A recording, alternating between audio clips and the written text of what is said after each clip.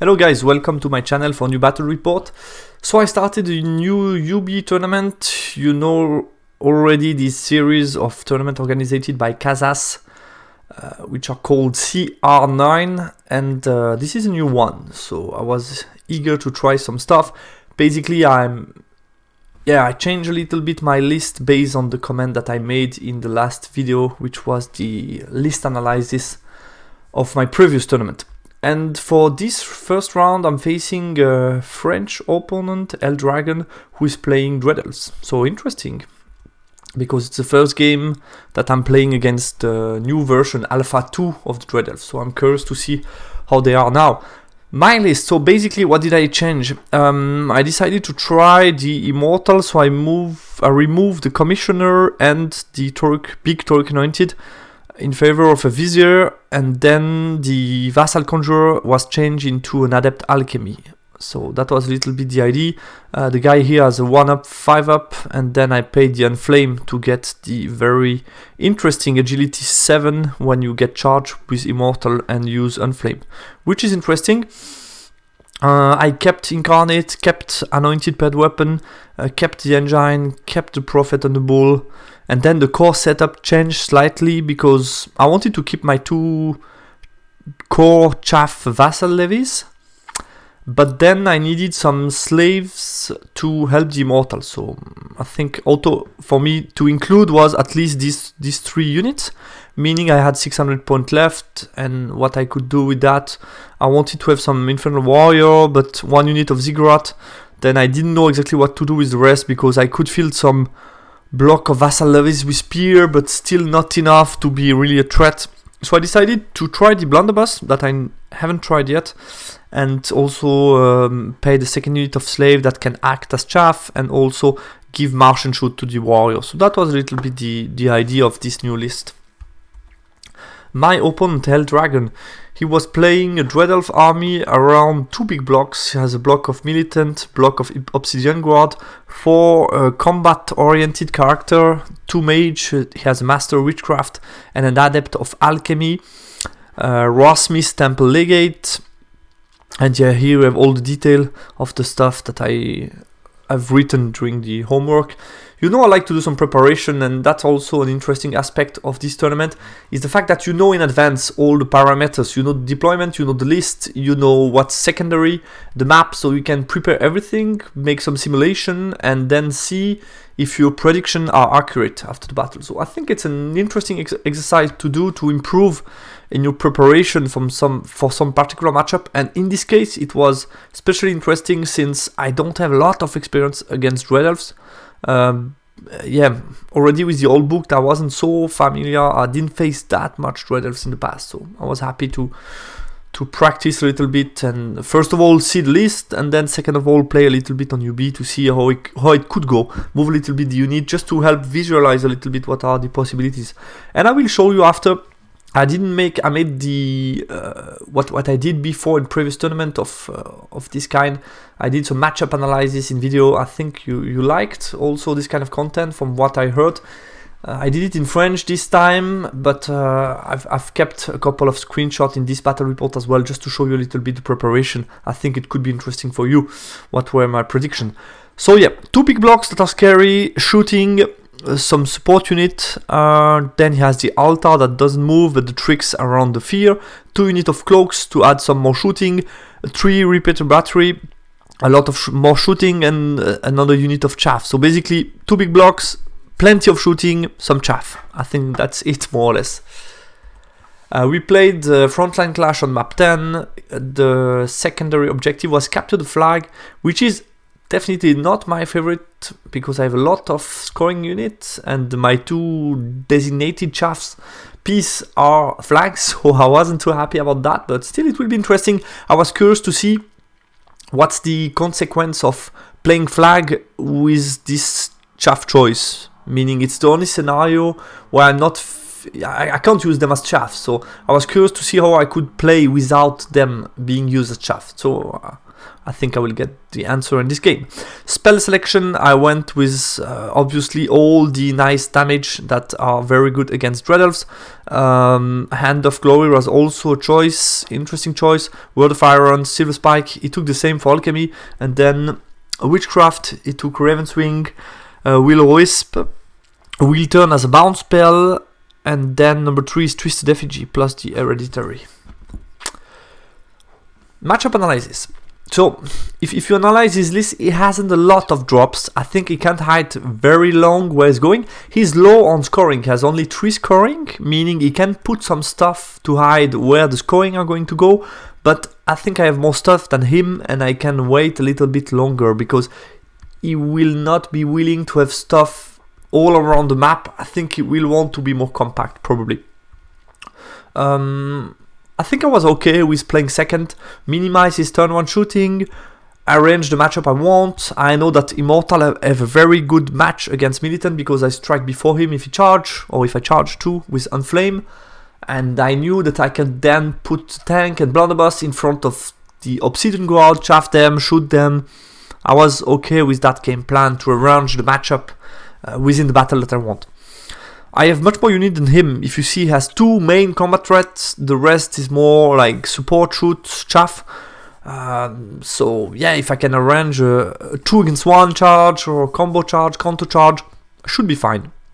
But obviously in a 1 against 1 battle against his big unit, I can't really, yeah, it will be hard. The Immortal have a chance against anything, especially more against the, yeah, they would like to face the Militant. Obsidian Guard is a bit complicated because they strike at the same time and they strike hard, so it's not an easy matchup, but they are still, yeah, quite good in combat. My game plan could be, first of all, reduce what he has, so either Repeater and Cloaks, depending a little bit on how the match goes. If he's very aggressive on me, I will target the blocks as soon as I can, because then he will not be able to fight perfectly. I need also to protect my important unit. In this case, Immortal need to be protected because I cannot afford to lose like 10 Immortals before combat. I need all of them, meaning I'm likely to put Slave in front to protect my Immortal and to be sure that if they go in combat, they are full and they are ready to fight. So reducing his blocks could be a good way to ensure that I cannot be beaten easily in combat. Meaning if I kill like 10 or so, either Militant, Obsidian Guard, then the odds are more in my favor. And I think I have the tool with the tank and all the light damage. So I think that the choice of the targets between Repeater, Cloak and the blocks will be depending a little bit on how the game goes, what is his game plan, if he's very aggressive or not. If he's not that aggressive, obviously I will focus the Repeater and Cloaks because they can be annoying and they can kill stuff from range. And if he's very aggressive, obviously I will target the blocks because I need to reduce them before combat. And then yeah, finally organize close combat under my conditions. So meaning not get in a 1-on-1 situation where I lose. Some simulation that I did. So not only I made a simulation of deployment, but I wanted to see how it goes if he drops everything. I was thinking he's likely to be on one half of the board. So this simulation was, he wins the side, picks bottom, because I would also pick bottom. And then I tell him, you can place first. He drops everything because he cannot hide that long. And I think it's still the best chance he has, probably, to try to be very aggressive and go in combat as soon as possible to not suffer too many casualties before combat. So I think that's probably his best chance of winning the game. So that's what I was expecting. And then not only I made simulation of what would be my deployment, so I put the Immortal facing them to the side, double line of sight, block, cover, bringing, and then Blunderbuss a bit more to the side. I just wanted to be sure if he does, because very often I try to make simulation on UB of deployment. That's one thing, but you need also to consider, to check if your deployment is fine or not, you need to consider what he might do on turn 1. And in this case, in this simulation, my assumption was he would be very aggressive. So most likely going 10-10. I didn't move the rest because it doesn't matter, but Furies and then the Obsidian Guard moving fast forward, how could I react to that? Meaning, do I really want to be on my starting line, or do I want to be a bit more below? Do I need to ensure that there is more space? All that kind of stuff that I wanted to check. So I push both unit 10 just to see how it goes. And if I move my slave both 8-8, basically I was fine because I'm giving him no good option. He cannot wheel past to charge them. If he charge them, I have a lot of unit behind. Cannot charge the tank. He can charge the corner of them, but I have plenty of counter charge. So yeah, I wanted to check that. And the Anointed were always going to go in the other part of the board where there are no bolt thrower, because I cannot afford to take too many shots on them. They could die easily, and they are flag. In this case, flag, a bit hidden, more solid flag, I can play with them. But I won't rely too much on engaging these guys into combat. They just want to make sure that Black Cloaks doesn't move around. So that was the first simulation I made. And then second simulation, something that was for me less expected was, what if he says no, I win the side, I take bottom, and he says you can place. And he plays the drop game, like I used to call it. Then what could I do? It's unexpected, but how could I react to that? So I would obviously put slaves first, just to ensure if I put slaves and then he drops everything, I still have a lot of cover to profit. I have the hill, slaves, ruin, slaves. So either side of the board I have enough cover to take advantage of. So that was pretty obvious for me. And then if he continues, what do I do? Vassal, because they can turn around, move 15 with the Relentless, so I have enough mobility, and they will be in the back because I don't need them really in the game in the forward line, so they will be in the back. So in this case I just place them back as a 3 or 4, and then it gets interesting because if he continues, that's 1, 2, 3, 4. I started, so I need to put a 5th. Then I need to start put interesting stuff because I don't have that many things left. I would most likely fill them, depending where the bolt thrower goes. I would put them on the other part of the Impassable just to make sure they can, if I need to drop everything on the right part of the board after that, they can still go around and be a threat, use the Impassable to get cover and all that stuff. And if he goes heavy left, I can always use Musician and then move this part of the board. So I was fine with both alternatives. So that's the second simulation I made. Deployment.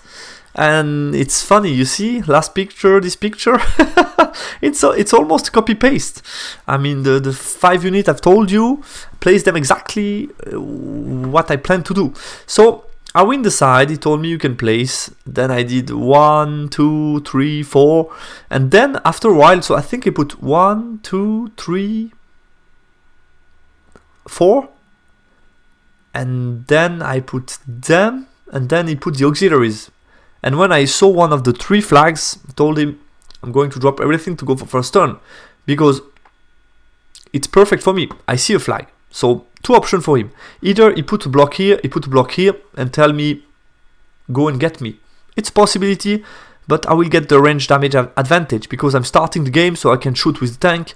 I can do damage with the bull, profit from cover from the Impassable, so I can do stuff and then use the slave and move forward carefully and just move around with them.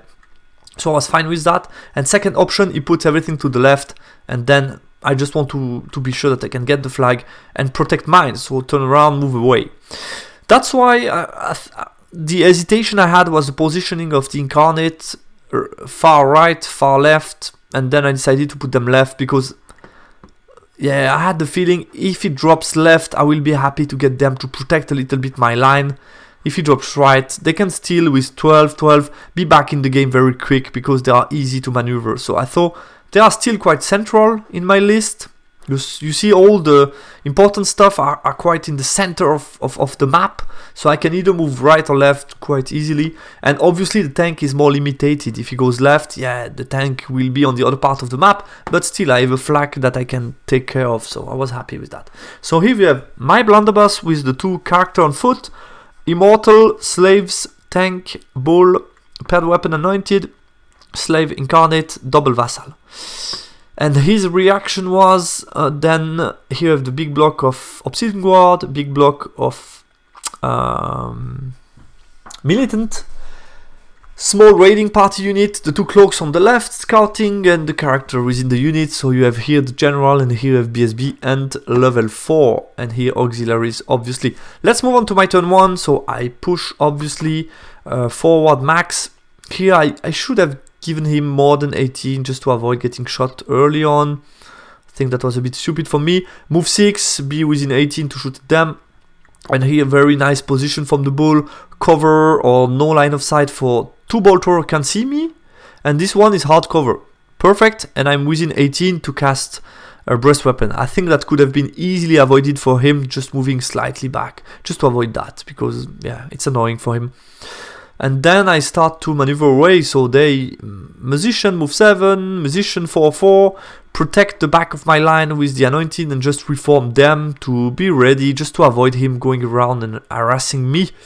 In the magic phase, getting the breast weapon on the caster, and I will one-shot the bolter. So very lucky. I was really happy about that. And then I get another spell off, a silver spike onto this one, does 2 wounds. So very nice.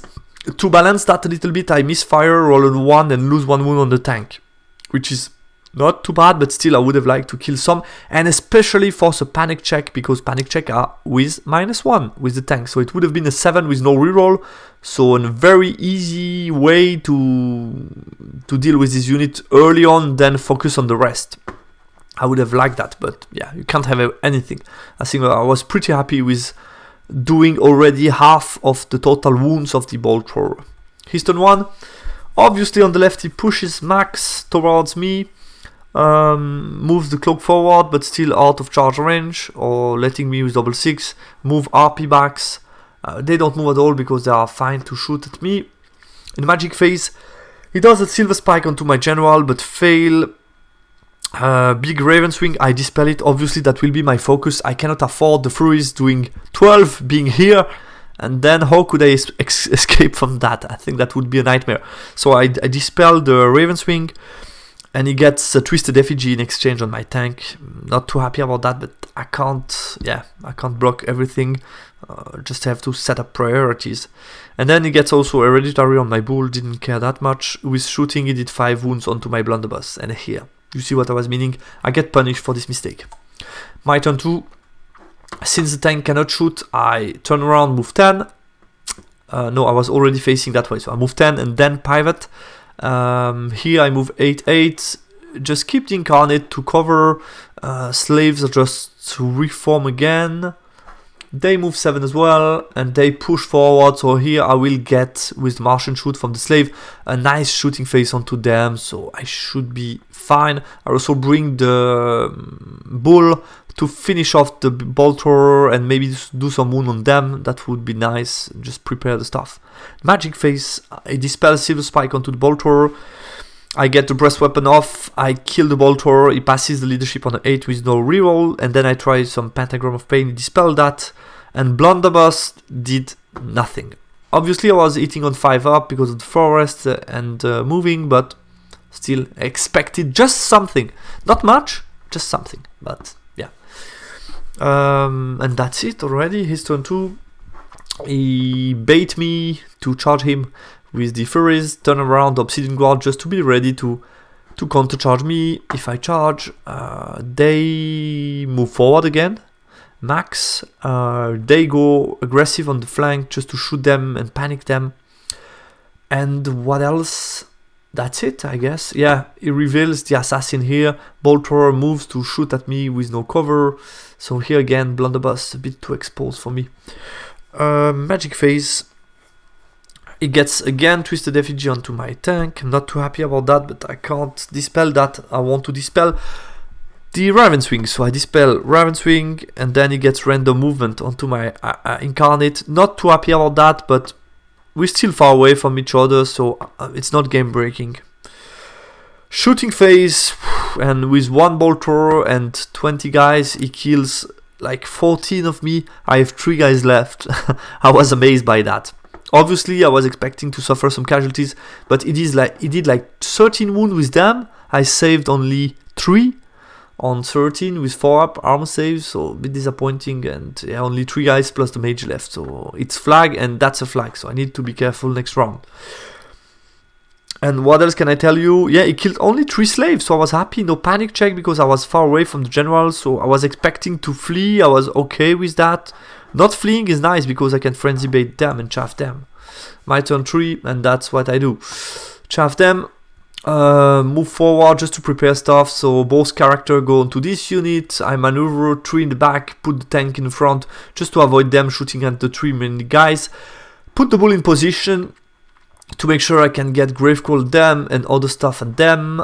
Continue to move away with the rest, and they random move against the vassal. So didn't move at all, just change the direction where they look at, but that's not too damaging.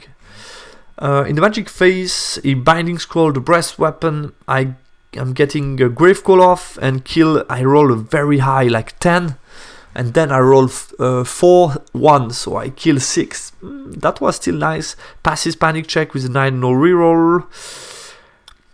And he dispelled the +1 armor save, I guess, onto the tank. Dispelled Silver Spike as well. And yeah, no shooting. His turn. His turn 3. The 2 remaining guys come to chaff my Immortal to avoid me getting charge corner plus charge from them. What else? They push, since I'm not facing them, to shoot me. They charge.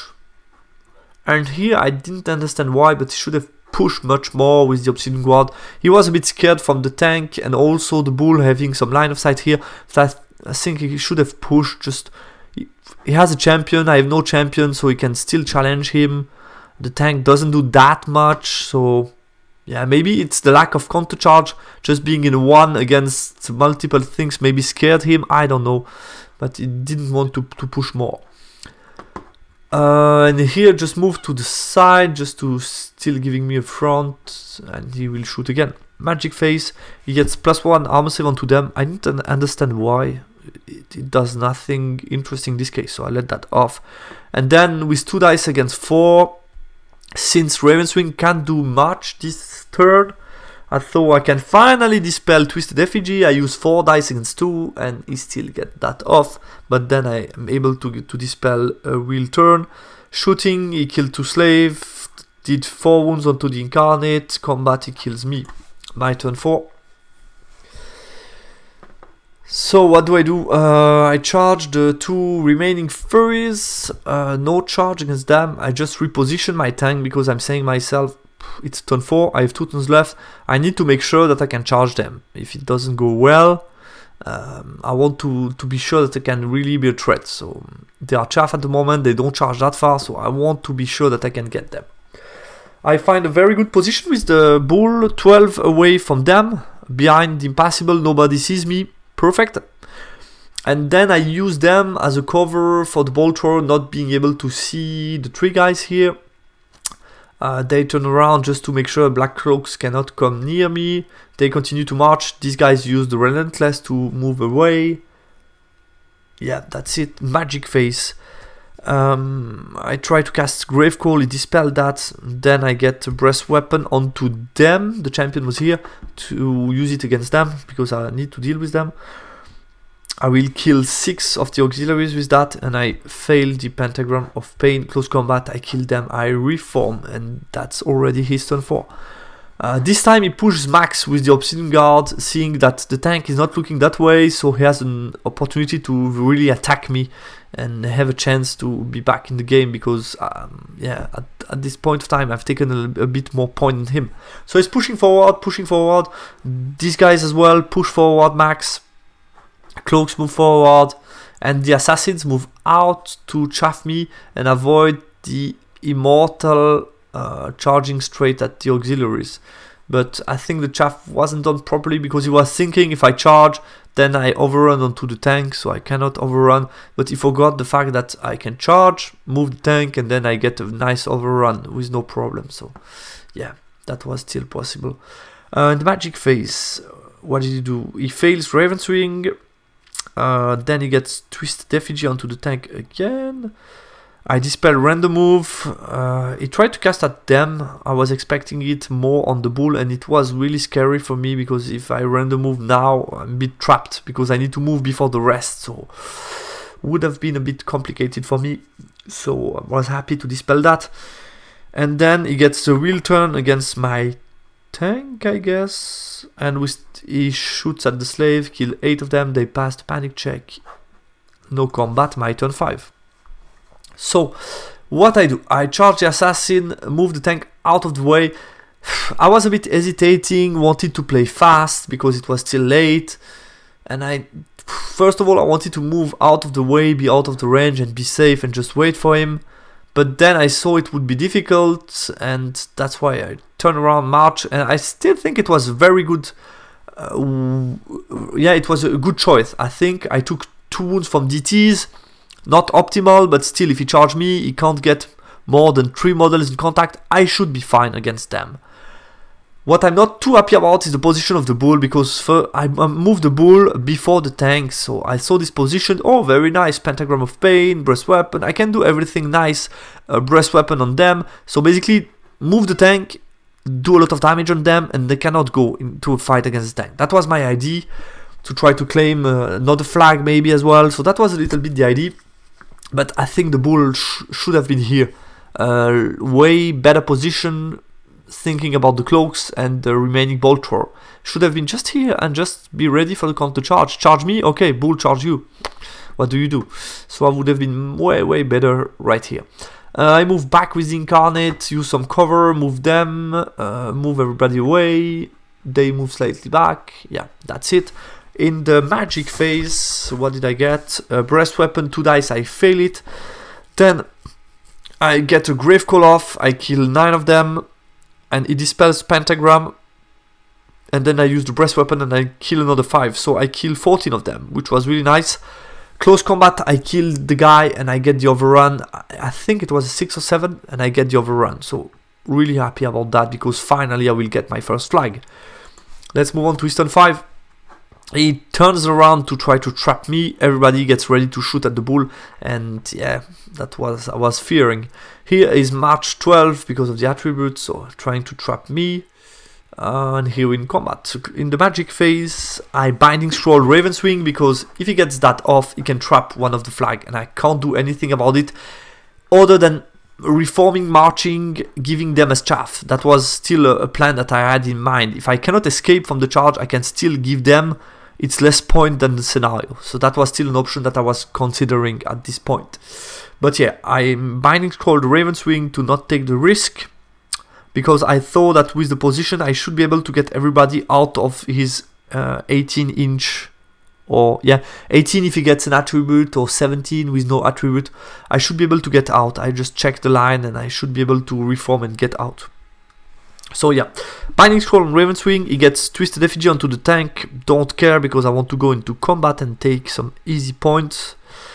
Wheels turn against the tank, not optimal, but I can take it, and then random movement onto the bull, which would be very not acceptable. I dispel that. Shooting, yeah, bows plus bolter. He did 4 wounds total, so he did like 7, and I saved 3 between my armor save 5 up and ward save 5 up. So yeah, that was tense. I should have maybe been punished for this too risky placement. I deal with them in combat, I pursue them, catch them, so I got the flag. That's positive news. My turn 6, and here I do another mistake. I'm saying to myself, I'm not so far away from that bolt thrower, let's get the charge. I needed like a 6 on 2 dice, let's get the charge, deal with the bolt thrower, and then the bull should be fine. But I should have just used the BSB, March 9, be within 12, get a rerollable March check, move here, and just cast spell at the bolt thrower, not being targetable, probably most likely by them. Maybe they can move and shoot, but I'm not sure. They will most likely get some cover, so I should be fine if I do that. But I decided to charge, I failed the charge, and now the bull is trapped. I failed the march, I can still get out of arc, so that's fine, of the obsidian guard, that was okay. But yeah, he will be able to shoot at me with the black cloaks, so I need to deal with them with the magic, and it won't be that easy.